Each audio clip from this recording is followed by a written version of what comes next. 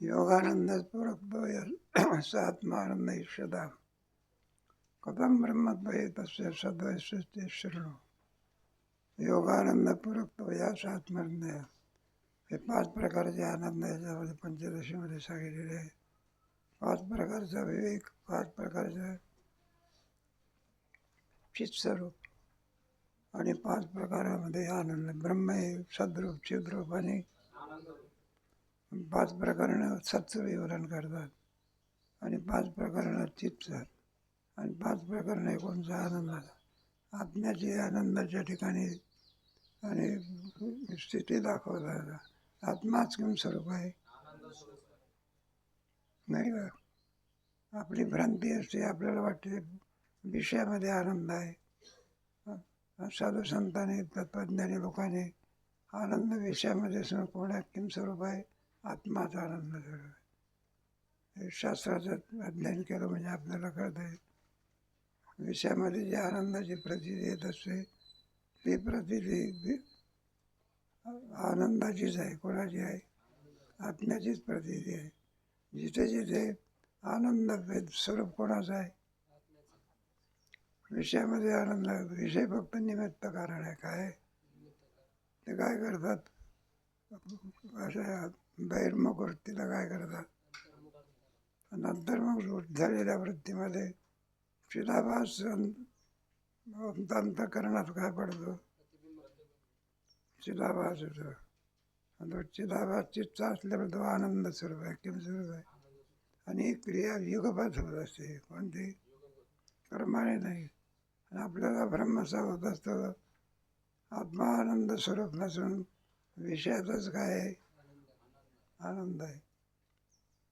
माझ्या विषयात आनंद नसून आत्म्याचाच आनंद आहे, त्याला हेतुद्वैत सांगतात. जर विषय हेच आनंद रूप आहे तर किंवा आपल्याला काय झालं पाहिजे? कधी साखर काढली तरी ती कशी लागते? मग केव्हाही आपल्याला नाही का आनंदच झाला पाहिजे. जसं काय झाला पाहिजे? मग एकच विषय आहे, तुला केव्हाही पाहून आपल्याला आनंदच झाला पाहिजे. पण आनंद होत असतो का त्याच्यामध्ये व्यभिचार होतो? दृष्टांत ऐकला आहे की तुम्ही? विचारसागरामध्ये आलेला आहे. त्याच्यामध्ये कल्पना करा, आपण जेवायला बसलेलो, पहिलाच भात वाढला, साधा भात. नंतर बासमती तांदळाचा असल्यामुळे भरपूर घेतो. काय घेतो? भरपूर. त्याला काय माहिती आहे पुढची भात आहे म्हणून. पुढे काय होते? कोणता भात होतो? मसाले भात येतो. मसाले भात आला म्हणजे पहिल्या साध्या भातावरचं प्रेम काय झालं? मग ते वाढणार आहे, मोठा हुशार असतो तो, पण तो पहिला भात खाल्ल्याशिवाय दुसरा वाढायचा नाही. मग हा काय करतो? द्रोणाखाली टाकलं घेतो. आता भातच आनंद रूप आहे असं जर मानलं तर केव्हाही काय झाला पाहिजे? आता केव्हाही आनंद होतो का? यावरून काय सिद्ध होते? विषयामध्ये काय रे? अरे का असं झालं? तर पहिल्या वेळेला वृत्ती अंतर्मुख होती. काय होती? म्हणून भाताचा आनंद. आता वृत्ती काय झाली? मसाले भात ऐकल्यानंतर वृत्ती आणि वृत्तीच्यात प्रतिबिंब पडलं. म्हणून भातच जर साधा भातच जर आनंद स्वरूप आहे तर तोच मसाले भात पाहिल्यानंतर काय होतं? आवडीचा विषय होत. यावरून काय सिद्धांत झाला? विषयात सुख नसून काय? मग विषयाचा काय वाटते? निमित्त कारण आहे. काय? चंचल वृत्तीला, बहिर्मुख वृत्तीला अंतर्मुख करण्याचं काम करतो. कारण इच्छित विषय प्राप्त झाला म्हणजे बहिर्मुख वृत्ती झाली अंतर. आणि मग त्याच्यामध्ये आपल्याला आनंदाचा काय येतो? पण तो आनंद विषयाचा असून वाटतो कशाचा आहे? म्हणजे आनंदाचा वाटतो. असतो आनंद तो आत्म्याचा आणि वाटतो कोणाचा? पण तो मुळामध्ये विषयाचा आनंद नसून कोणाचा आहे? याच्याकरता तुमचा विचार कोणताही एक अद्वैताचा ग्रंथ चांगला झाला म्हणजे सोडवण्याकरता काय प्रमेय सारखे काय असतात? त्याच्याकरता हे थोडे प्रकरण चाललेले आहे. अद्वैत हेच आनंद स्वरूप आहे. कोण? अद्वैतामध्ये काय दुःख आहे आणि अद्वैत किम स्वरूप आहे. म्हणे प्रकरण आहे त्याच्यामध्ये. योगानंद परक्तो यस्व आत्मानंद ईशता. जो योगानंद आम्ही सांगितला तोच किम स्वरूप आहे, आत्मानंद आहे. आनंदामध्ये कोणताही भेद नाही. योगानंद त्याला काय म्हणतात? योगाची उपाधी लागली म्हणून त्याला काय म्हणायचं? ब्रह्मानंदम प्रवक्ष्यामि ज्ञाते आई कामश्मुखाने तेव्हा योगाची उपाधी लागली म्हणून, आत्म्याची उपाधी लागली म्हणून आनंद भिन्न झालं, काही एकच आहे. तेव्हा कथम ब्रह्मात तस्य सद्वैत सत्य शृणू. कथम ब्रह्म, मग तुम्ही त्याला ब्रह्मानंद असं म्हणत असाल. म्हणलं हे म्हणणं तुमचं बरोबर नाही. का नाही? द्वैत रूप आनंदाला ब्रह्म म्हणणं हे काय नाही. कारण ब्रह्म म्हटल्यानंतर तिथे द्वैत आहे का अद्वैत आहे? नेह नानास्ती. सूर्याच्या ठिकाणी कधी अंधार असतो का? शक्य आहे का? आज नाही उद्या असेल का? त्याप्रमाणे अद्वैत वेदांत आहे. ब्रह्मस्वरूपाच्या ठिकाणी कोणत्याही उपाधीचा संबंध असंग वियोजम अजातवाद. कोणता वाद आहे का? अजातवादामध्ये आहे का? बंध्यापुत्र कधी असतो का? कोणता वाद? नाही म्हटलं आम्हाला भेटला होता की कोण? मग तो जर भेटला त्याची आई वाद कशी? मग अजातवादाचे दृष्टांत कोणते आपल्या सगळे बागुली व्हा, वंद्यापुत्र वगैरे सगळे कोणते आहे?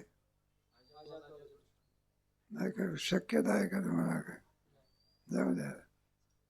माझा ब्रह्मस्वरूपाच्या ठिकाणी आनंद लक्षात आहे. कोणताच संबंध नाही अजात वंद्यापुत्राप्रमाणे तिथे. मग आता तो द्वैताची काय होते? विचारसागराच्या 5व्या तरंगात आहे का? आपला तो कृतकृत्य झाला कोणता? अदृष्टी. नाही, पहिला कोणता आहे? अदृष्टी नाही, पहिला तत्वदृष्टी आहे. अद्वैत नाही तर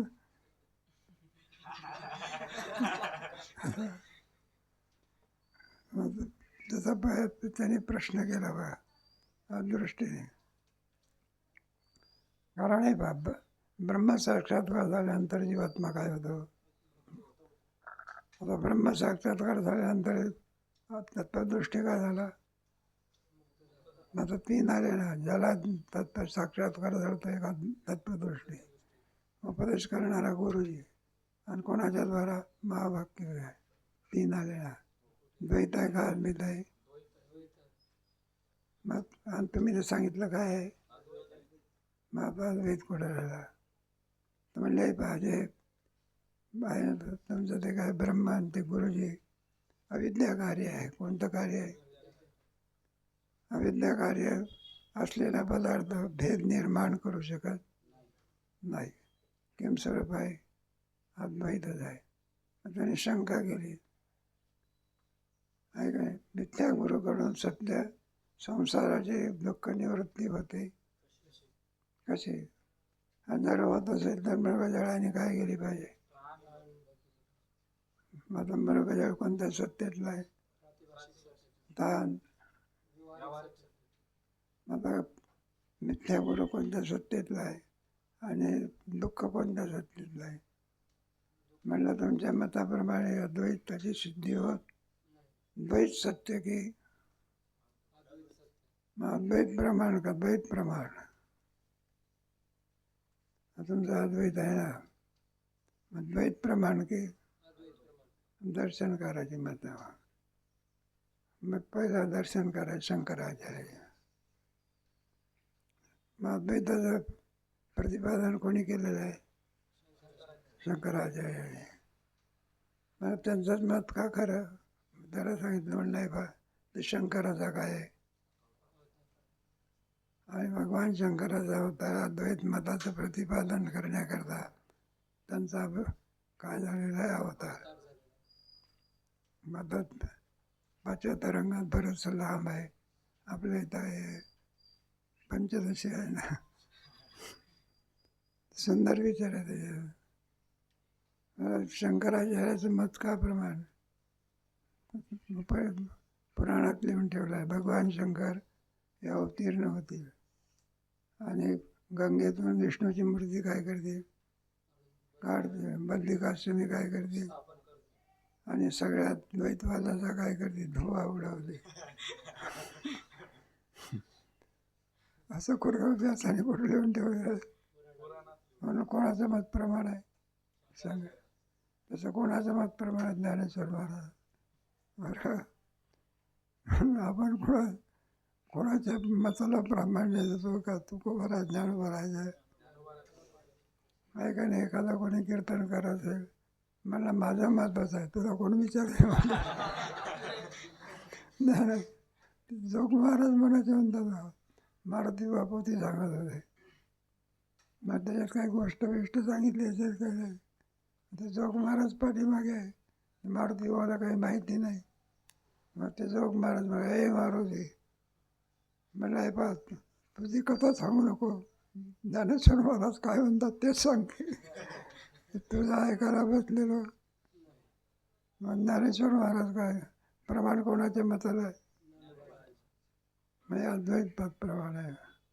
वेदांत शास्त्रामध्ये सगळ्यात द्वैताचा काय होतं, निराश होतं. मग काहीच उरत नाही का? जे तत्व उरते त्याला काय म्हणायचं, सत्यम ज्ञानम अनंतम. तुमच्या कायला भंग आहे ना तुमच्या कीर्तनाला, देहा नव्हे मी हे, मग कोण उरे?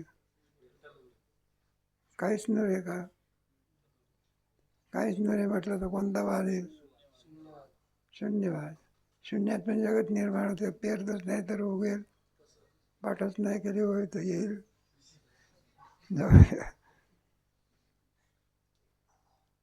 म्हणून कथम ब्रह्मत्व येत असे, द्वैतरूपी आनंदाला ब्रह्मत्व कसे? सद्वयस्य शृणु, अद्वयस्य ते शृणु. म्हणलं ते ब्रह्म नसून अद्वैत सरच स्वरूप आहे, आमच्याकडून तो काय कर आहे. वादी म्हणतो बरं का, द्वैताला ब्रह्मत्व कसं? द्वैत म्हणायचं पुन्हा काय म्हणायचं, ब्रह्म. आनंद अद्वय, द्वैत आहे का तिथे? मग ते आनंद स्वरूप किम स्वरूप आहे, अद्वैत स्वरूप किम स्वरूप आहे. त्याच्याकरता असलं का आमच्याकडून तू काय कर, तसेच शृणू म्हणजे आमच्याकडून तू काय कर, ऐकून घे. त्याच्याकरता आता दृष्टांत, आकाशाली स्वदेहांतम तैतिरीय सुधीरितम. आणि जगन्नास्ते अन्नद आनंदात, आनंद अद्वैतात ब्रह्मतो. आकाशादी स्वदेहांतम तैतिरीय सुधीरितम. आणि जगन नास्ती अन्यत आनंदात अद्वैत ब्रह्मतात. आकाशादी स्वदेहांतम तैतिरीय श्रुतीमध्ये ईशकेन कट प्रश्न मुंड मांडव तैतिरीय श्रुती. त्या तैतिरीय श्रुतीमध्ये आकाशादी स्वदेहांतम, आकाशापासून पहिला पुरुष कोणता आहे? ब्रह्माच्या पासून कोण? आत्मना ब्रह्म म्हटलेलं आहे ना. मग पहिलं बोलत आहे आकाश. आकाशापासून पुढे वायूपासून पुढे जलाच्यापासून पृथ्वी आली ना. आणि पृथ्वीपासून हे सगळं काय होते? अन्न कोणापासून मिळतं आहे काय? आणि देह कशावर सगळं अन्नमय कोश, कोणता कोश आहे? पंचदशीच्या तिसऱ्या देह सोन्नमय आत्मा प्राप्त ऊर्धम तद्भावता.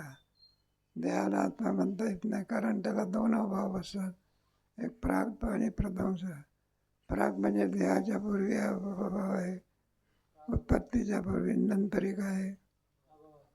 म्हणून अंधार पोचला जाणारा देह आत्मा ठरू शकत. मग अन्न आपल्याला उत्पन्न होतं, काय होतं नाही का?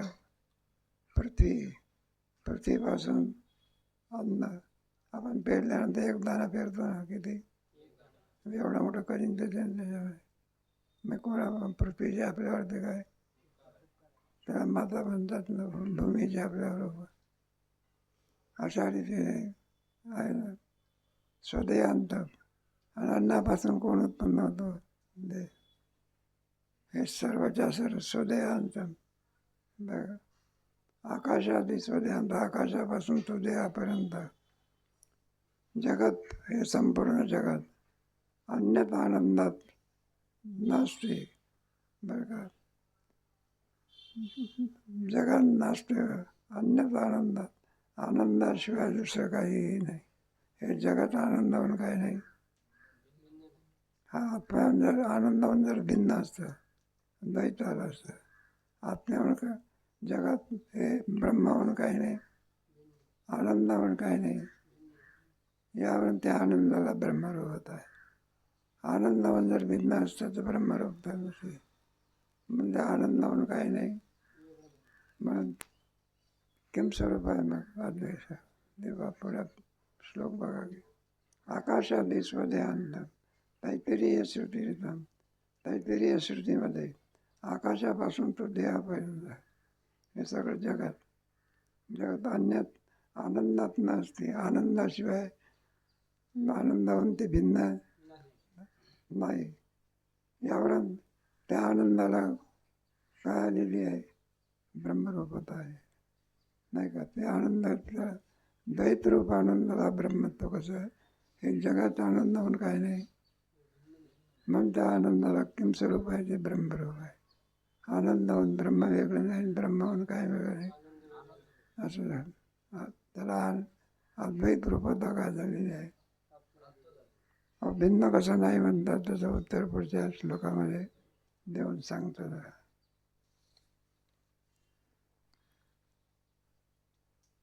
आनंदादेव खलीमानी भूतानी जायन्ते. नाही, आनंदादेव तज्जातम तिष्ठन्ते आनंद एव तत्. अनात्मा एव लीनं चेत युक्तानंदात कथम पृथक. आनंदादेव तज्जातम. ही सर्व सृष्टी कोणापासून उत्पन्न होते? आनंदात एव. आनंदापासूनच ही सृष्टी काय होते?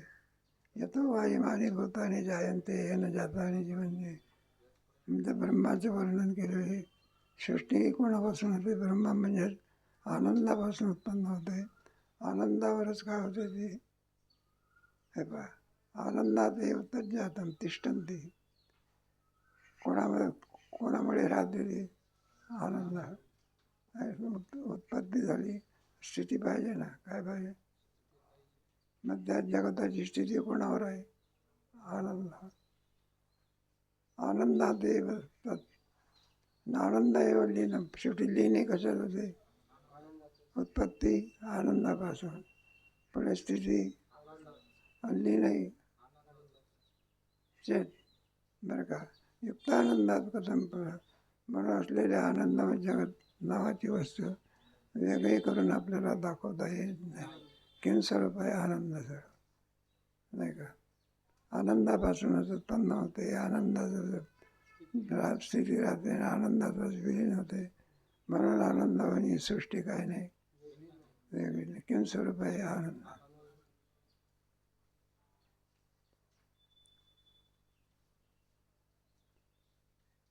त्याच्यावर थोडी शंका केली आहे. कोणती शंका म्हणलं, ते आनंदावर भिन्न आहे की? एका घटाचा काय लिहिला नाही, दृष्टांत लिहिलेला आहे.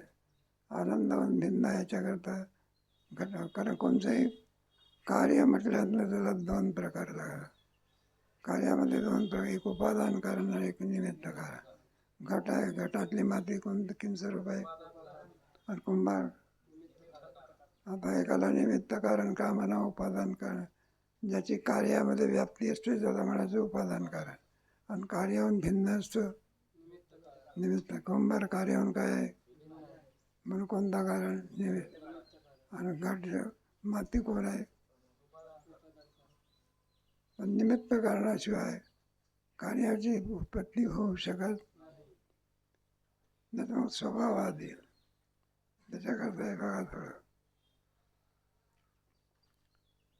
म्हणून कुणाला तो भिन्न नाही कसे म्हणतात. आनंद म्हणे जगत काय भिन्न आहे. याच्याकरता 4 श्लोकामध्ये दृष्टांत. कुलालात घट उत्पन्न भिन्नाचे तिथे शंक्यता मृदा हे शोभादानम निमित्तम न कुलालवाद. कुलालात घट उत्पन्न. कुलालापासून कोण उत्पन्न होतं? कुलाल म्हणजे घट नव्हे. घट म्हणजे भिन्नता अलीकडे उत्पन्न भिन्नाचे तुला शंक्यता. कुलालाप्रमाणे आनंद याच्यामध्ये भिन्नता आहे. आनंद आणि अद्वैत ब्रह्म याच्यामध्ये काही भिन्नता आहे. कुलालात घट उत्पन्न. कुलालापासून घट उत्पन्न होतो भिन्नाचे. वेगळा कसं नाही म्हणतात हे. घटाचं कारण कोण आहे? कुंभार आहे का नाही? मग कुंभार घट स्वरूप आहे का घटून भिन्न आहे? मग भिन्न तुम्हाला काय केलं त्याप्रमाणे जगतसुद्धा ब्रह्माहून काय आहे. जसा कुलाल घटाहून काय आहे तसं जगतसुद्धा घटाहून काय ब्रह्म आनंदाहून काय आहे असं तू म्हणशील. म्हणजे शंका.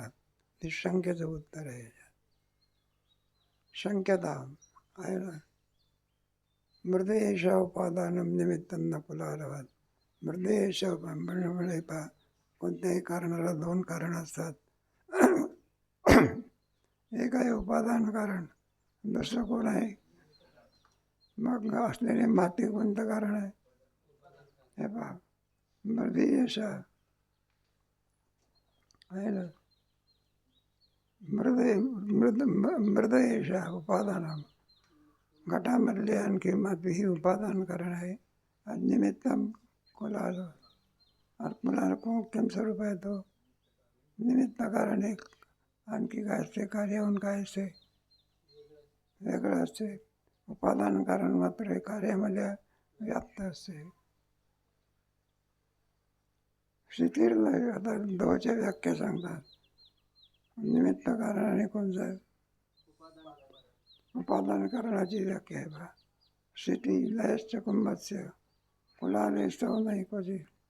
आणि मृदी तद्वत्स्याच उपादानं तयं श्रुते.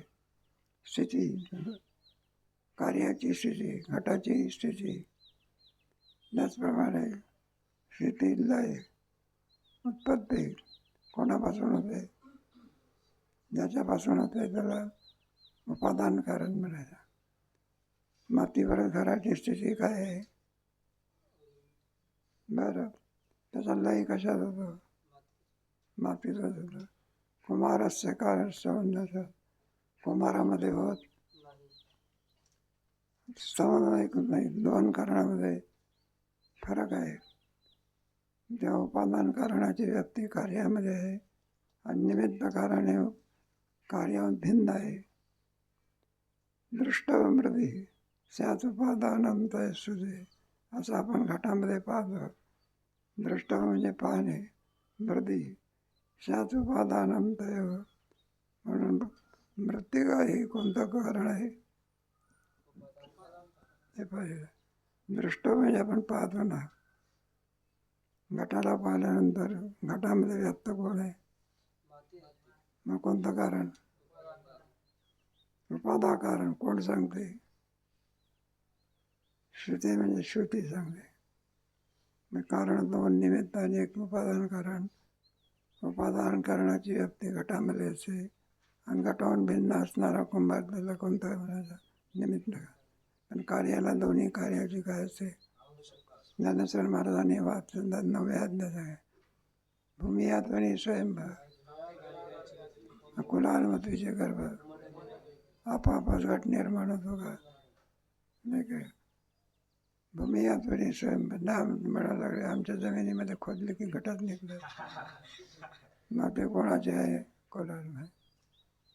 2 कारणं मानावीच लागले. त्याच्याकरता उपादानं त्रिधा भिन्नं विवर्ती परिणामीच अनारंभकं तत्रंतो निरंशस्य अवीक्षिणो. उपादानं त्रिधा भिन्नं. आता उपादान करण्याचे प्रकार त्रिधा म्हणजे 3 प्रकार आहे. त्रिधा भिन्नम, विवर्ती, परिणामी आणि आरंभक. तद्भ्रांतिवंशे, निरंशे आणि अवकाशीनं. उपादान मात्र त्याचे प्रकार किती केले? पहिला प्रकार कोणता आहे? विवर्त. दुसरा, तिसरा आणि तत्परांत नसते निरंशक. असे उपादानाचे 3 प्रकार सांगितले. त्याच्यापुढे व्याख्या वगैरे येणार आहे बरोबर. त्याच्यामध्ये आरंभ कोणाला म्हणायचं, परिणामी विवर्त कोणाचं म्हणायचं, त्याच्या व्याख्या पुढे देणार आहे तुम्हाला. त्याच्यामध्ये आता अधिक विचार करून सांगतात. आरंभक तत्परांत निरंशेष अवकाशीनं. ब्रह्मस्वरूपाच्या ठिकाणी, कोणाच्या ठिकाणी? ब्रह्मस्वरूपाला अंश आहे का? ममैव अंशो जीव लोके. जीव अंश म्हटलं तर सावयव झालं. काय झालं? सावयव. अंशवाद सावयव. असं तर तुमचा एखादा काजवा असतो का नाही, तो काजवा थोडासा प्रकाश देत असतो. पण काजवा काही अवयव काय करतात त्याचे, आणि काही अवयव त्याप्रमाणे सूर्य आहे का? काही अवयव प्रकाश देतो काय? एकाच्या ठिकाणी अंशांशी भाव आहे, सूर्याच्या ठिकाणी काही नाही, अंशांशी भाव. म्हणून सांगतात उपादान आरंभकन तत्प्रंश निरंशे अवकाशीनं. मग ब्रह्मस्वरूपाच्या ठिकाणी आरंभक आणि तत्र न निरंशे अवकाशीनं. तद्भ्रांत शेवटचा कोणता आहे? अगोदर कोणता घेतला? विवर्त. मागावून कोणता घेतला? परिणाम. तिसरा कोणता? मग निरंश स्वरूपाच्या ठिकाणी परिणाम आणि आरंभक याचा अवकाश होऊ शकत. आपलं अंतयारात 2 आहे ना, कोणते घेतले? तत्परांत घेतलेला. पहिला विवर्त घेतला ना, दुसरं कोणता? परिणाम. तिसरा कोणता? आता शेवटचे 2 कोणते? परिणाम आणि हे ब्रह्मस्वरूपाच्या ठिकाणी याचा लाग लागत नाही. फक्त कोणताच लाग, कोणाचा लाग लागतो? का बरं? ब्रह्मस्वरूप आहे, निरंश अवकाशी नाही, अंश काय नाही, भाव नाही. याचा कोणताही अंशाचा त्याची सिद्धी होऊ शकत नाही. म्हणून तिघाचा काय लागत नाही. 3 कोणचे? आरंभक आणि परिणामी. विवर्त मात्र चालतंय. कोण चालतं? सृष्टी ब्रह्मस्वरूपाच्या ठिकाणी आरंभ आहे मला वाद बरोबर नाही. नैयायिकाचा कोणता वाद आहे? आरंभवाद आहे. सांख्याचा परिणामवाद आहे. वेदांताचा मला आरंभक का होऊ शकत नाही? त्याच्या आरंभक म्हटल्यानंतर त्याला काहीतरी सावयवत्व असावं लागतं. काय सावयव आहे का ब्रह्म? निरवयव आहे की? निरवयव पदार्थाच्या ठिकाणी कोणताही संबंध लागू शकत नाही. पता आकाश आहे, किती पाऊस पडला तरी आकाश जसंच आहे, आणि किती ऊन तापलं तरी आकाश जसंच आहे. का नाही? त्याच्या ठिकाणी अवयव आहे का? आकाशाच्या ठिकाणी काय नाही. म्हणून कोणत्याच उपाधीचा संबंध येत नाही. फक्त नीलपणा दिसतो. कशामुळे? विवर्तवाद. कोणता वाद? नसन प्रतीला येते म्हणून कोणता वाद? तत्व विचार असल्यामुळे. 2 याचा कोणत्याही प्रकारे संबंध तिथे लागत नाही. 2 कोणते? परिणाम आणि कोण? आरंभ. मग सृष्टी जर अद्वैत सिद्ध करून दाखवायचं असेल तर कोणता वाद आहे? संपूर्ण जगत हे सत्य नसून किंवा स्वरूप आहे. विवर्त आहे. मावळ वित विवर्त. विवर्त म्हणजे नसून भासते, त्याला काय म्हणतात? विवर्त. अध्यास म्हणजे काय? तुम्हाला विचारतात ना परीक्षेमध्ये, अध्यासाची व्याख्या देऊन कार्याभ्यास कसा संभवू शकत नाही. कार्याभ्यास विचारल्याच लिहून ठेवते कारण म्हणून दोन्ही त्याच्या ठिकाणी संभवू शकत नाही. आरंभवादीला मी का आरंभवाद चांगला आहे, नैयायिकाचं मत आहे. तेव्हा आरंभवाद कशाला म्हणतात, परिणाम कशाला म्हणतात आणि विवर्त कशाला म्हणतात, याचं सोपं उदाहरण उद्या सांगू. इथेच थांबा.